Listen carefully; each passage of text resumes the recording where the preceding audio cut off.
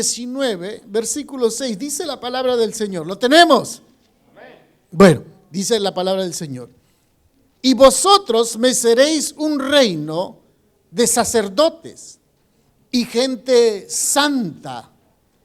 Estas son las palabras que dirás a los hijos de Israel. Amén. Pueden tomar asiento, hermanos, por favor.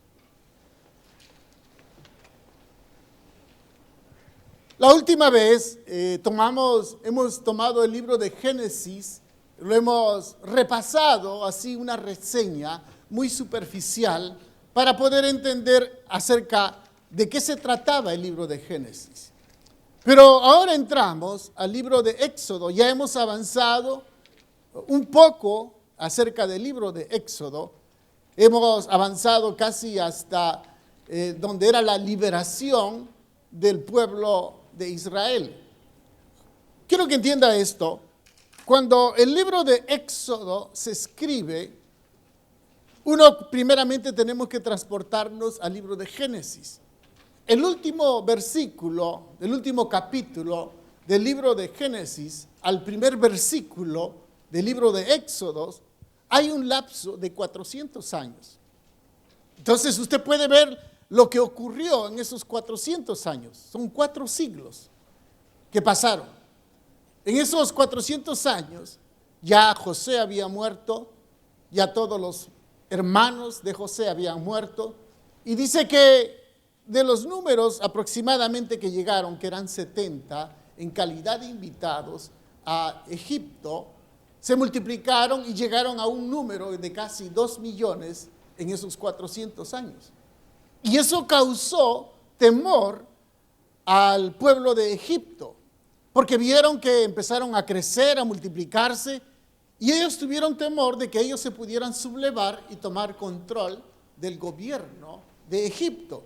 Entonces, como estaban atemorizados, bueno, hay otra historia mucho más todavía, porque Egipto tenía guerras alrededor y eso causaba que el ejército estaba disminuido, y entonces al ver una población de que estaba surgiendo, y esta población, quiero que entienda, era increíblemente bendecida, porque fíjese, cuando José interpretó el sueño al faraón acerca de los 7 años de prosperidad y otros 7 años de hambre, dice que toda la gente empezó a vender y a comprar, bueno, y algunos que no, por el hambre los llevaban a ser hasta esclavos de Egipto, pero la única nación, el único pueblo que no pasó ni hambre, que no pasó ninguna situación, era el pueblo de Israel, o el pueblo hebreo, que es lo mismo.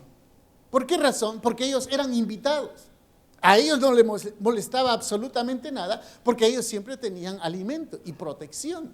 Cuando iban a la guerra, ellos no iban a la guerra, iban los egipcios. Entonces, al ver que el ejército y el pueblo estaba disminuido y miraban ellos que los hebreos o los israelitas estaban en crecimiento, causó temor en la vida de los faraones. Entonces, mandaron una orden a nivel de todo el pueblo. Dice que especialmente ahora vino la orden ya en contra del pueblo de Israel. Para entonces ya habían pasado 400 años, ya se había muerto José, ni se acordaban de lo que había hecho. Y dice que mandaron una orden que todo niño que naciera fuera muerto inmediatamente. Y dice que eso causó, hermanos, un gran dolor en todo el pueblo de Israel. Pero había una mujer que había escondido un niño. Si saben quién es ese, ¿no, hermano? Bueno, los que leen la Biblia saben quién es. Ese niño dice que fue escondido hasta cierta edad. Cuando ya no lo podían esconder, dice que lo pusieron en una canastita, unos juncos, dice, hermanos, en una canastita, y lo pusieron en el río. Y dice que lo pusieron ahí, y cuando iba en el cauce del río, dice que estaba la princesa, la hija del faraón, bañándose junto con sus doncellas, y oyó, hermanos, el llanto de un niño, y cuando lo vio, dice que sintió el amor maternal quizás, y dice que lo tomó como hijo y empezó a criarlo como si fuera de ella. Entonces, ahí aparece la vida O sea, el hombre llamado Moisés. Ese niño era Moisés. Moisés crece en el palacio, vive en el palacio, es educado como un faraón, estudiado, bien preparado el hombre, pero era hebreo o era judío. Entonces llega aproximadamente a la edad de 40 años y comete un error. Bueno, él quizás quiso hacer la obra de Dios, pero a su manera. Porque así a veces somos nosotros los hombres, ¿no, hermano? Queremos hacer la obra a nuestra manera, así como yo quiero. Yo lo voy a hacer que entienda. Sí, ¿ha oído usted, hermano? Yo he oído, hermano, fíjese, a través de los años uno ha oído, por ejemplo, dice, no, el día que yo me case, yo lo voy a componer. Ay, Dios. Usted no puede componer nada, hermano. No, yo la voy a componer, hermano. Yo sí, hermano, yo tengo carácter para componer a esta mujer. Ay, Dios. No puede ni componer un gato, hermano, va a poder componer. Si Dios no la compone, oiga, ¿quién lo va a componer? Solo Dios puede componer, ¿o no, hermano? Por eso a veces hay unos que están enamorados. Ay, hermano, no importa, es impío, pero yo lo voy a convencer. Ay, Dios. Puro cuento, hermano. Bueno, entonces llegó el momento que Moisés mata un soldado egipcio y comete el error más grande. Y como hay una ley, hermanos, una ley que decía de que no podía matar a ningún soldado y el que mataba tenía que morirse. Entonces lo deportan a Moisés, se va. O sea, Moisés se sentía que era algo importante, algo grande, los primeros 40 años y luego sale de Egipto y se va a Madián a vivir allá.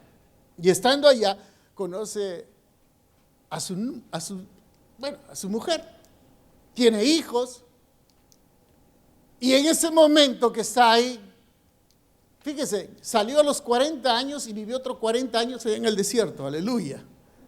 Y ahí en ese desierto tuvo un encuentro con el Señor. Ya casi a la edad de 80 años, dice que en el monte Sinaí había una zarza que estaba ardiendo.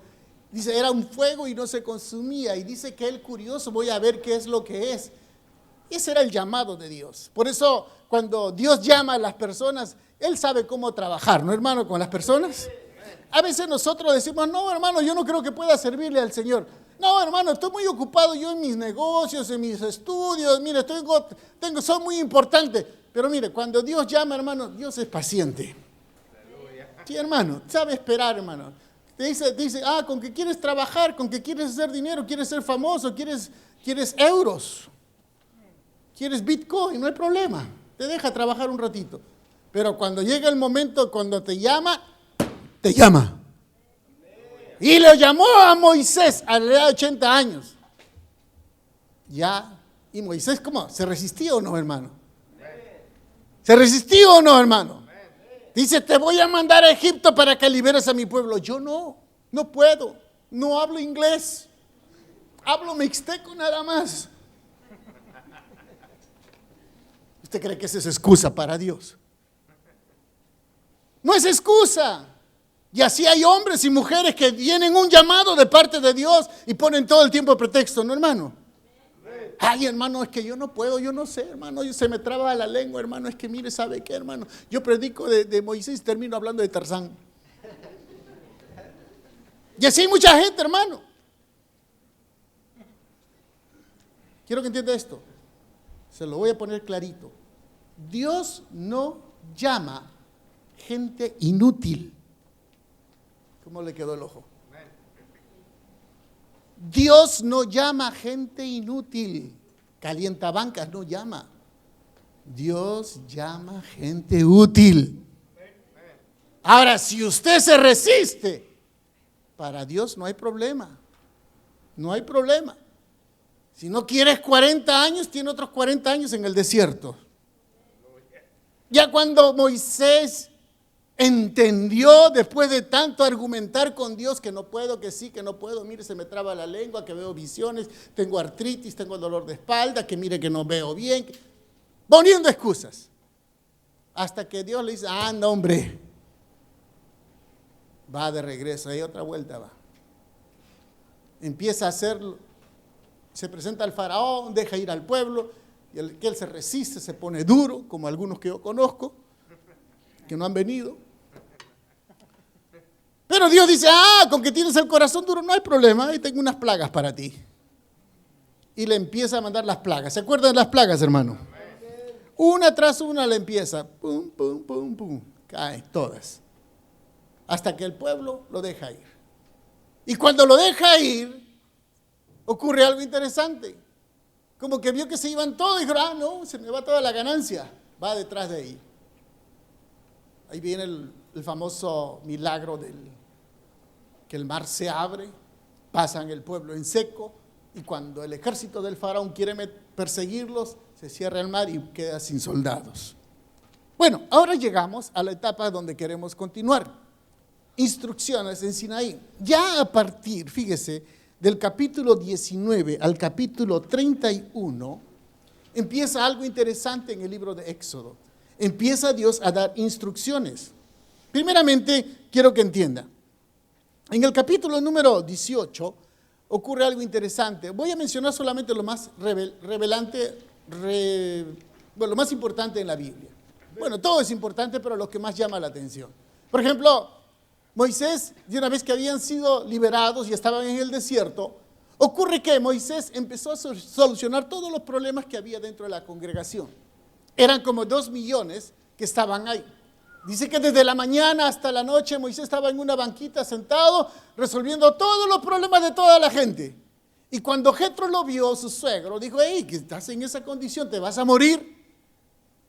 Busca mejor personas, capacítalos, de a 50, de a 100, de a 500, y que ellos administren ya las cosas que estén más serias, ahí te lo traigan a ti. Entonces, eso fue muy importante para Moisés, porque eso fue, de ahí empezó a dividir el pueblo en grupos. Ahora, ya en el capítulo 19, Dios llama a Moisés.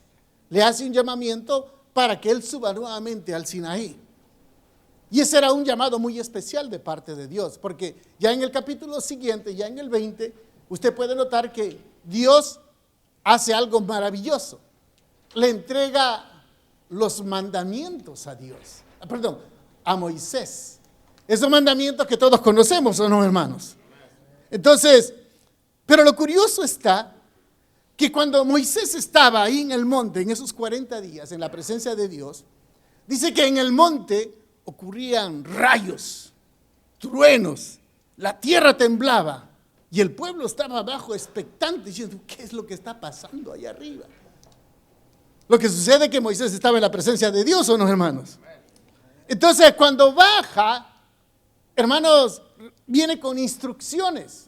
Bueno, viene con los mandamientos y luego viene a dar instrucciones. ¿Pero por qué instrucciones? Decimos eso de instrucciones que recibe. Porque el pueblo de Israel, quiero que entienda esto, estaba por 400 años de esclavo. 400 años Satanás lo tenía esclavo en Egipto. Hacían, hermanos, todo lo que los egipcios querían que hiciera, pero, óigame esto, quiero que entienda, ellos no tenían ningún tipo de orden, cómo vivir. Lo único que sabían era levantarse, hacer ladrillos, comer y al día siguiente hacer ladrillos. Hacer ladrillos, hacer ladrillos, hacer ladrillos, eso era lo único que sabían. Entonces, ahora que eran libres, Dios empieza a darle instrucciones, reglas, como cómo vivir, porque era un pueblo sin leyes, hermano. Recuerde que eran esclavos y ellos mismos, Dios mismo les da órdenes cómo vivir o cómo tratar a los esclavos. Cómo tratar ante la violencia. Porque recuerde que en el libro de Éxodo habla también de ese pasaje, ojo por ojo. ¿Y cómo lo sabe usted? ¿Sí me entiende? Entonces eso lo hemos aprendido porque digo, si tú me das, yo también te doy.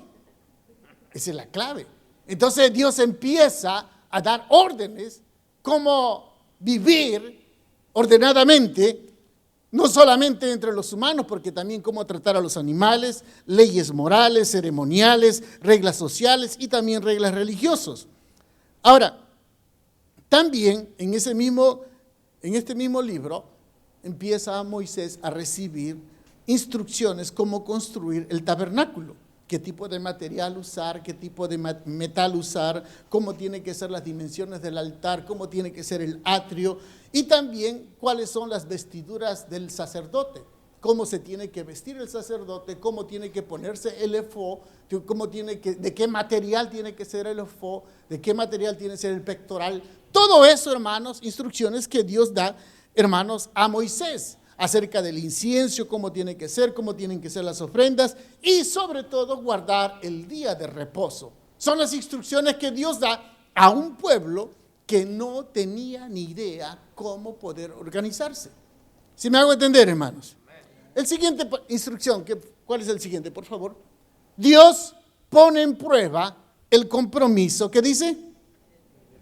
El compromiso con Dios. Recuerde que el pueblo había salido, óigame hermanos, había salido completamente bendecido. Habían salido con sus ganados, a todas las mujeres habían dado oro a todos los hebreos, a los que salían. Dice que le dieron oro y prendas de plata para que se fueran. Entonces todos ellos eran bendecidos. ¿Qué es lo que ocurre? Cuando Moisés estaba allá recibiendo las tablas, él estaba en la presencia de Dios gozándose, hermanos. Y resulta que el pueblo se había olvidado por completo. Bueno, ellos tenían temor. Aquí viene una palabra. Ellos se habían desesperado porque Moisés no bajaba. Ya habían pasado 40 días y Moisés estaba ya en la presencia de Dios, gozándose en la presencia de Dios. Él alabando, glorificando a Dios. Josué estaba a media altura porque él no podía entrar a la presencia de Dios. Pero el pueblo estaba abajo. Y el pueblo había visto de que este Moisés se tarda. Y nosotros queremos celebrar la victoria. Queremos celebrar de que cómo hemos llegado a este lugar libres. Y como tardaba tanto Moisés, estaba en la presencia de Dios, el pueblo, ¿qué cree que hizo? Se hizo un becerro, un ídolo.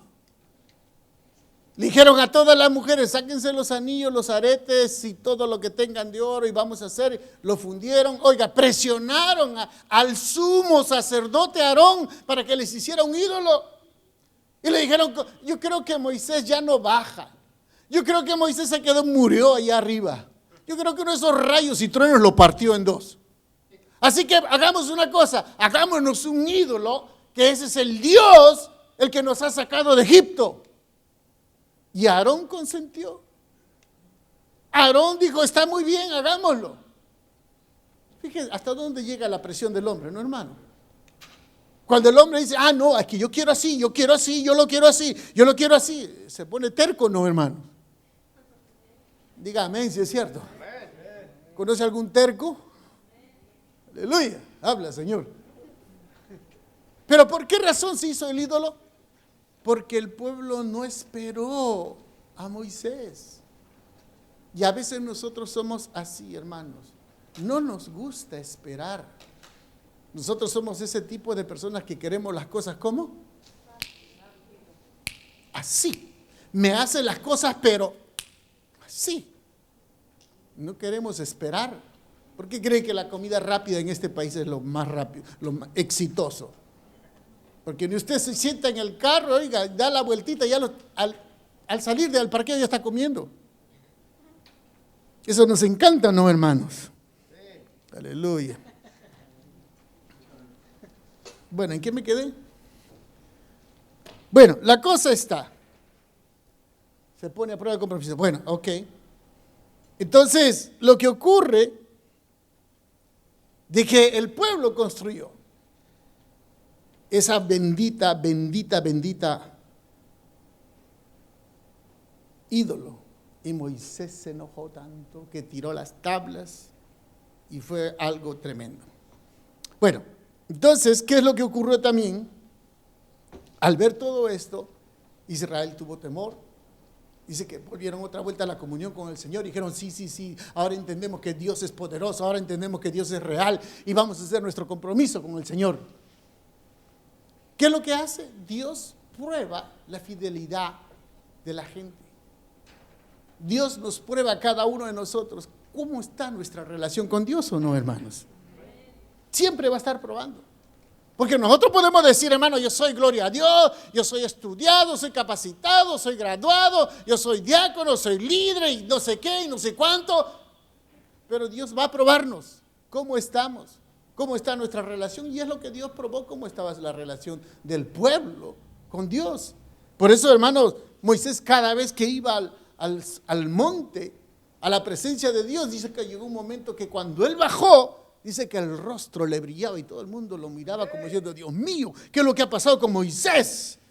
Entonces el pueblo restaura su relación con el Señor, restaura y se comprometen a obedecerlo. Aleluya. Amén. El siguiente pasaje, por favor, ¿cuál es? Construcción del capítulo 35, ya para acabar, al 40. Hermanos, quiero que entienda, ahí ya empieza lo que es la construcción del tabernáculo. Dios le da una serie de instrucciones al pueblo, qué dimensión, qué material, qué tipo, cómo tiene que ser, de qué forma tiene que construirse el altar, el arca, la propiciación, el candelabro, cómo tiene que ser, de qué material tiene que ser la ropa del sacerdote, del sumo sacerdote, las dimensiones del atrio, las dimensiones del santuario. Prácticamente Dios empieza a dar una serie de instrucciones, hermanos, acerca de cómo tiene que ser el tabernáculo. Pero todo eso ocurrió, hermanos, después de que el pueblo se había arrepentido de haber hecho el becerro de oro.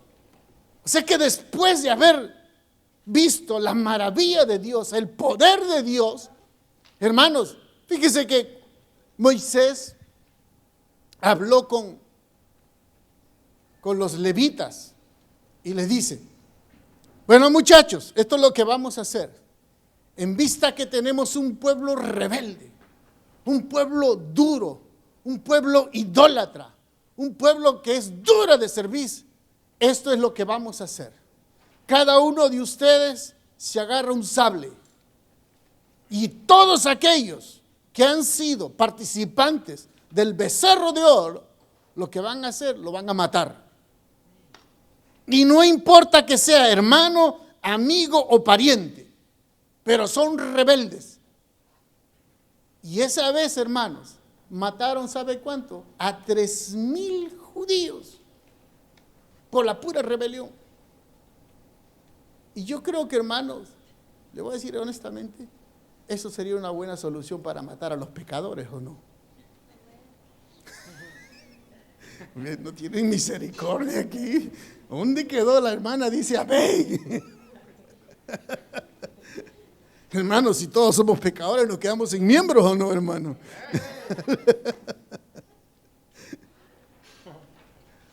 No, pero así era la ley de antes, hermano. Gracias a Dios estamos por la misericordia, ¿o no, hermano? Demos gracias a Dios que Moisés no está aquí. Si no, ¿qué ley nos hubiese mandado, no, hermano? Maten a todos los que no diezman, los que no oran, córtenle la cabeza. Aleluya. Los que no van a la célula, los que no oran, los que no diezman, los que no ofrendan, los que no ayunan. Ay, bendito, nos quedamos sin miembros. ¿Sí o no, varón?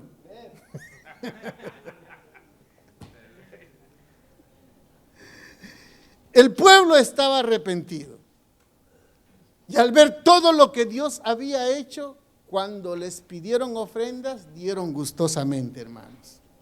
Todas sus posesiones lo dieron para el Señor, para construir y decorar el tabernáculo. Usted lo puede leer ya en los últimos capítulos del libro de Éxodo, hermano. Ellos dieron hasta para la vestidura del sacerdote. Qué tipo de material, qué tipo de color, cómo tenía que ser el pectoral, cómo iba a ser el efod. Todo dieron, la corona y todo eso, todo prácticamente salió del pueblo para la construcción, no solamente de la ropa del sacerdote, sino también para la construcción del tabernáculo. Y usted puede leer, hermano, por ejemplo, mire por un instante, quiero que usted cuando tenga tiempo, lea en la Biblia o haga Google acerca de la construcción del candelabro de oro. Es una sola pieza, hermano. Y es de oro puro. Y es algo, hermano, majestuoso. Siempre han habido esa curiosidad. ¿Y dónde está el arca? ¿Dónde está el candelabro? La verdad que nadie lo sabe. Alguien ha de saberlo, pero nosotros no lo sabemos. Así que nos conformamos de que lo construyeron, ¿no, hermano? Amén. Entonces, eso era lo que el pueblo hizo, lo que la Biblia nos enseñó. Ya en el último capítulo, ya casi en los últimos versículos del libro de Éxodo, ustedes pueden ver, dice que descendía la nube de Dios y la gloria de Dios. Cuando eso venía, hermanos, el pueblo se paralizaba. Entonces usted puede ver que la nube y la gloria de Dios acompañó en el peregrinaje al pueblo de Israel. Era esa nube, hermanos, que acompañaba en esos días calurosos en el desierto. Eso era la gloria de Dios. Y dice que cuando descendía el fuego, eso también era la presencia de Dios. O sea, eso era la gloria y la nube de Dios, que daba el calor, el abrigo y la protección al pueblo. Y quiero que entienda, Dios es el mismo de ayer, de hoy y siempre. Así como guardó y protegió al pueblo de Israel, también nos protege a nosotros, ¿o no, hermanos? ¿Sí me entiende, hermanos? Entonces, tenemos que aprender mucho. Dios mediante, un día, quizás antes que termine el mes, vamos a estudiar únicamente los mandamientos que está en Éxodo 20. Entonces, no lo hemos tocado, pero vamos a estudiarlo, solamente eso, los 10 mandamientos. Cada uno del significado, qué es lo que representa y qué significa para nosotros y qué es lo que pide de cada uno de nosotros. Amén, hermano.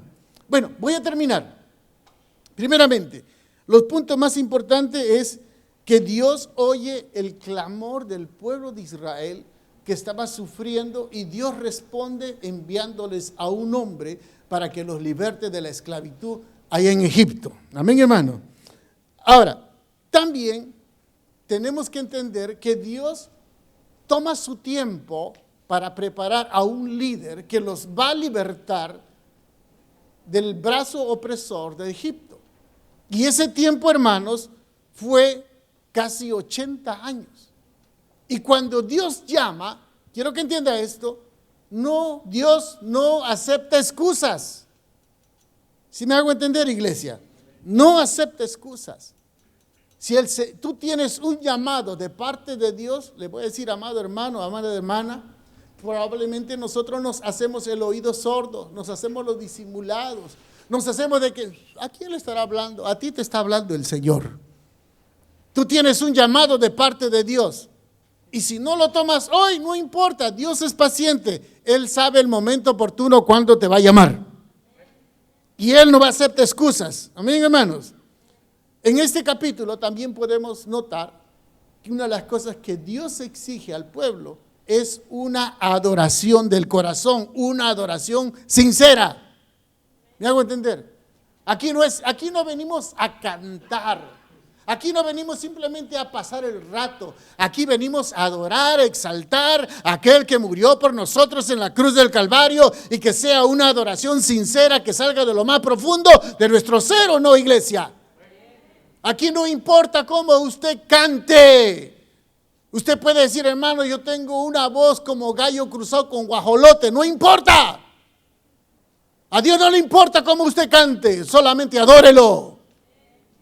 Es que, hermano, yo tengo una voz angelical. El diablo también tiene voces angelicales. ¿Sí me entiende? Lo que el Señor quiere es que usted lo alabe. Aunque sea con esa voz media así, hermano, que le salga todo el gallinero, pero no importa, dígale, Señor, yo te amo, yo agradezco, soy agradecido por todo lo que me has dado, agradecido por la nueva vida, por lo que tú eres en mi vida, por todo lo como tú me guardas, me proteges. Eso es lo que Dios quiere. ¿Cuántos están dispuestos? Es que, ay, Dios mío, no los mates todavía, Señor. De verdad, ¿cuándo vamos a aprender a adorar a Dios? ¿Ha oído usted esa alabanza? ¿Hay poder en el nombre de Jesús? ¿Hay poder? ¿cuándo usted puede utilizar esa palabra? ¿Sabe cuándo lo utilizamos? Cuando estamos en necesidades, cuando estamos apretados, cuando estamos en apuros, cuando estamos en urgencia. Hay poder en el nombre de Jesús. It's power in the name of Jesus. Poder en el nombre de Jesús. Dios es poderoso.